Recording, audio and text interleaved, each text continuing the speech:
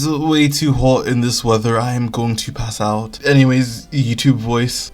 So Hoyoverse just decided to drop an all-star lineup on us with Ineffa, Chasca, Citlali, and Mualani. As of right now, we only have these characters, but we don't know what the banner order actually is. But because I predicted the last banners correctly, even when everyone doubted me, I'll be telling you that the banner order, according to all my prior knowledge, will be Mualani and Citlali in the first half, with Chasca and Ineffa in the second half. Don't ask why, my uncle works at Hoyoverse, and we will see on the livestream reveal. Hello there, Flip here, and today we're going to be going over and giving a value analysis on all the characters on the 5.8 banners, discussing their strengths and why you should pull and not pull them, and close out the video by covering their vertical investment and how valuable all their weapons are. But before we do that, as always, if at any point during the video you're detained or informed, make sure to drop a like and even consider subscribing, as I talk on various topics regarding Genshin's meta and I'll try to keep you updated. Shout out to all my lovely channel members, your support means the world to me, and I promise all viewer requests will be done in July. And also, so right now Skirk and Shenhe are currently on the banner, so if you'd like to cut down on the costs while going for them, then I would like to announce the sponsor for today's video, LD Shop.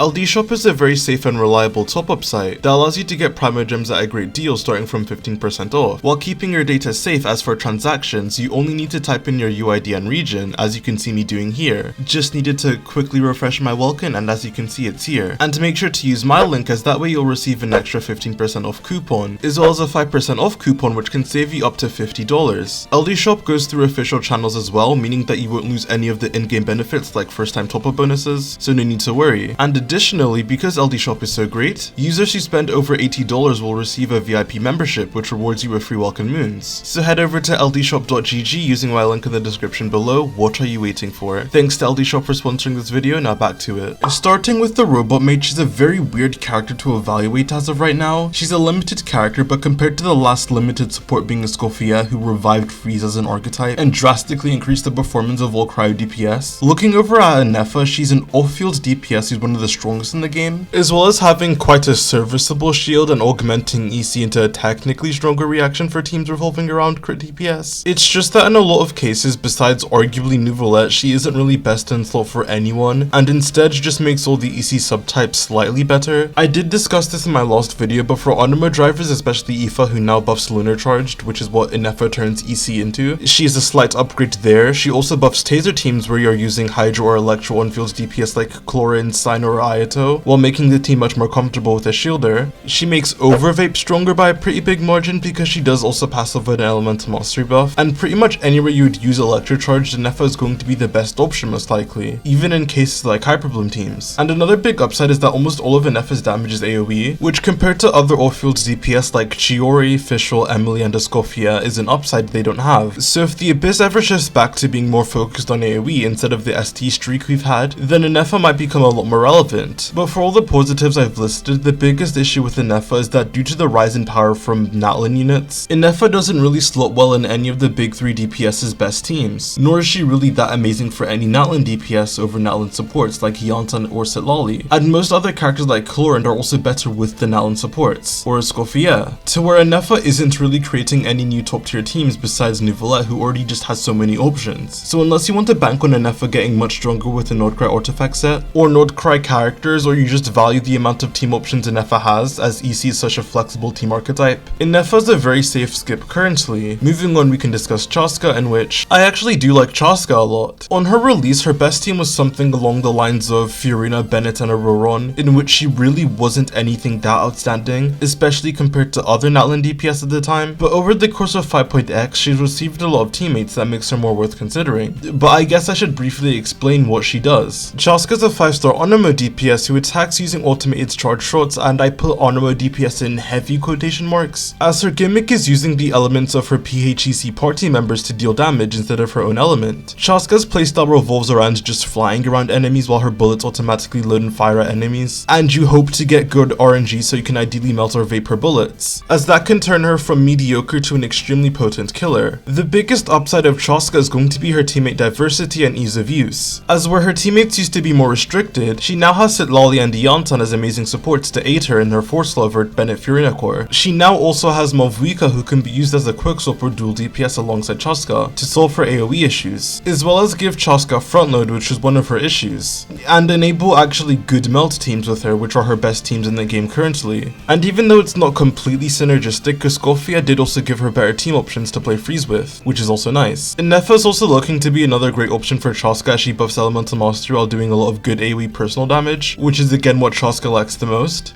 But you're going to have to shoot me or pay me money to go and try and cheat the two hardest characters to calculate in the game. I will not be doing this without compensation or the sweet release of death afterwards. The next great thing about Chasca is just how easy she is to pilot. Not only does she hover above the ground, but she's also on top of her gun while having her poise boosted, which makes it extremely hard for her to get staggered or hit, unlike other ranged Onimo characters. And she doesn't really have any complicated mechanics besides her 5 charge attack technique, which you don't even really need to do. You just fly around and hold down the charge attack button, which is extremely comfortable. And because of Chasca's high hit count, teammate flexibility, range, and vertical travel, she's able to comfortably counter almost all the annoying boss mechanics in the game, which I feel like people underlook. Now to get into some of her negatives, the first is going to be that she does technically have the lowest ceiling of all in Natlan DPS, which I guess does come out as a trade-off for her ease of use. The next negative is going to be her bullet RNG, which I did explain in more depth in my guide on her, but to summarize, Chasca's best teams are usually vape teams or melt teams, in which you ideally want to trigger 2 amplifying reactions, which is very possible with Chasca's ICD. But because her bullet's firing order is completely random, it makes it so there are some situations where you just won't get an amplifying reaction at all, or only one, as you can do things like apply Electro or fire Hydro on an enemy with a Hydro Aura already, because Furina applied it, in which case Chasca's damage can just tank. And speaking of tanking, please don't play Chasca against AoE. Chasca will only fire 6 rounds, which is great for a single target as all 6 bullets will hit one enemy, but when there are 2 enemies, each enemy gets 3 bullets, splitting the same 6 bullet damage in half. And for every enemy up to 6, this damage will be further divided, making Chasca just feel awful in these cases. Thankfully, the Abyss has been more single target focused recently, but if it ever does shift back to being more AoE centered, out of every modern DPS, Chasca will feel it the most. Regardless, Chasca is still comfortably one of the better DPSs in the game to invest into, so as long as she doesn't hurt her teammates, she's relatively safe to pick up. There is a DPS you may be more inclined to getting on this banner, however, but before getting into that, let's talk about the GOAT, both in Natlan's story and the meta, Citlali. Citlali, back even on release and right now, is still one of the best supports in the game, and is one of the driving components for the strongest team in the game currently, and is a very competitive option for the second best DPS in the game. Granny Eatsley is a cryo shielder that is constantly in the Night Soul Blessing state to proc the scroll set, as well as doing follow-up cryo hits every second, making her a consistent cryo applicator. And on top of this, also shreds pyro and hydro resistances when melt or freeze is triggered. Citlali's best pairing is going to be alongside a pyro DPS, whether that's the powerhouse that is Malvuika, or other pyro DPS like Gaming or Arlecchino, and then you normally complete the team with a damage amplifier like Sucro, Shilonin, or even Iansan. You can also double up with another cryo unit like Rosaria or now Skofia to create double cryo melt teams that can give more consistent melt stops because forward melt is quite unstable, which is especially great for a character like Yoimiya. You can also put Citlali on vape melt teams, but these tend to just be worse than melt. Then on the Hydro DPS side, she was always a great Nuval at flex slot and enabled Yelan and Aito carry, which was further buffed through Skofia. And actually, because of Skofia's Hydro and Cryo team restriction and the lack of good Cryo or Hydro supports, Citlali holding the scroll set with some decent personal damage and being able to hold TTDS makes her a premier support for Cryo DPS as well. She's competitive with some of Skirk's best teammates like Shenhe and Yelan, and this even extends to other Cryo or Hydro DPS with Skofia. Citlali is by far one of the most meta-defining supports going into Nordcry,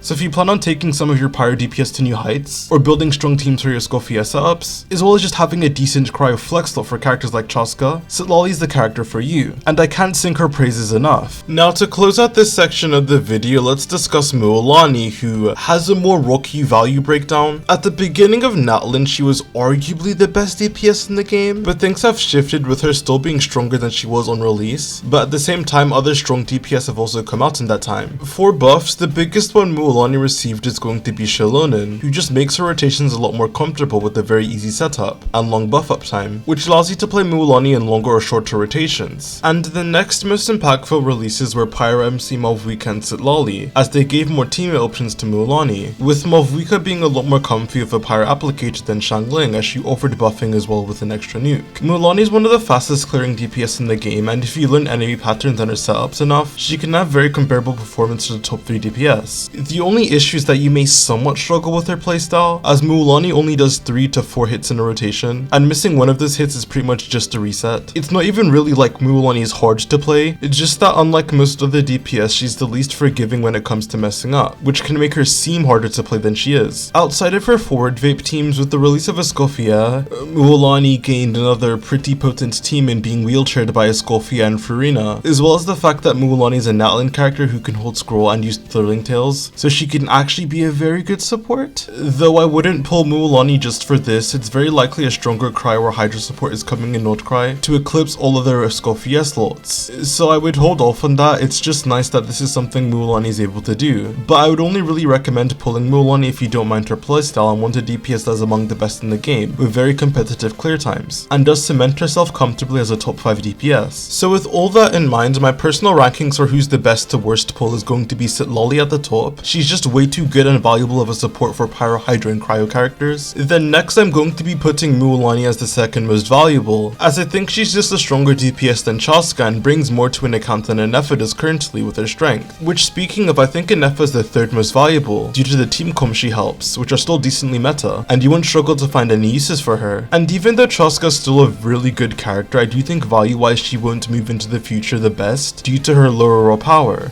But with that done, let's quickly go over the vertical investment of all the characters. Starting with Ineffa, here's a sheet of the version 2 beta. It is a bit outdated, but the Ineffa changes were pretty minor, so this should still be accurate within a margin of like 3%. Ineffa's weapon boosts her personal damage by a lot, as well as the damage of Lunar Charged, making it a pseudo support weapon, but not really, as Lunar Charged only really works with Ineffa anyways. Alas, unlike Emily's weapon, which is a battery, everything on Ineffa is pretty much just a generic damage upgrade. So if you only have the means to get one thing, get her weapon, especially if you don't have any crit polearms, since Ineffa really likes them due to how Lunar Charge works. But if you can guarantee 2 5-stars, then yeah, Ineffa C2 is insane, and you should aim to pull for it. Just keep in mind that in general, off-field DPS like Chiori, Ineffa, and Emily have insane damage increases just because they do a lower portion of the team's damage compared to DPS units. So pulling Constellations or weapons for a main DPS is usually better, unless your name is Granny Eat Sleep, because getting Citlali C1 and C2 is for whatever reason just as good, if not better, than getting dedicated DPS Constellations, as you can see with the sheet on screen now. Regarding Citlali's weapon, it sometimes is not even better than TTDS for pure buffing, so I can't really recommend it, and it is only a 10% damage increase, which compared to her Constellations, even her C1 is just better than the weapon, so I can only really recommend the Constellation route for Citlali. They're just too good to pass up.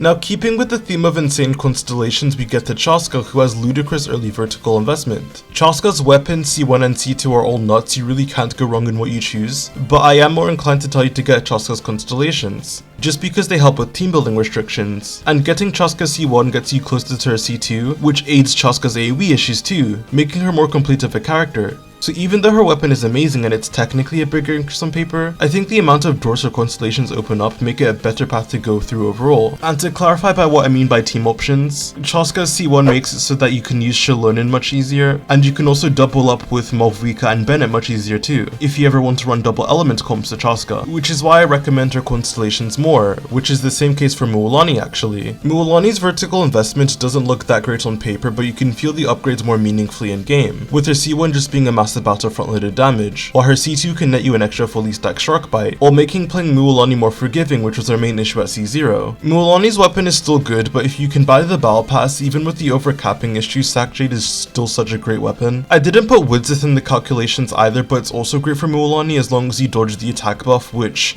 2 out of 3 chance good luck. And compared to other 5-star weapons, Surf's Up isn't even that much of an upgrade over Mualani's free-to-play weapons, which seems crazy to say, considering it's still a 25% increase. Natlin has really gotten out of hand with how strong signature weapons have been, but across the board I think I would just recommend pulling for everyone's constellations on this banner. But with that, thank you guys so much for watching. If you enjoyed the video, make sure to like, subscribe, and comment who you're pulling for in 5.8, as I'd love to hear it and I respond to almost every single comment. Channel members, I would once again like to say that I am humbled in your presence and all the support means the world to me. Thanks again for watching, and I'll see you guys on the flip side. Peace.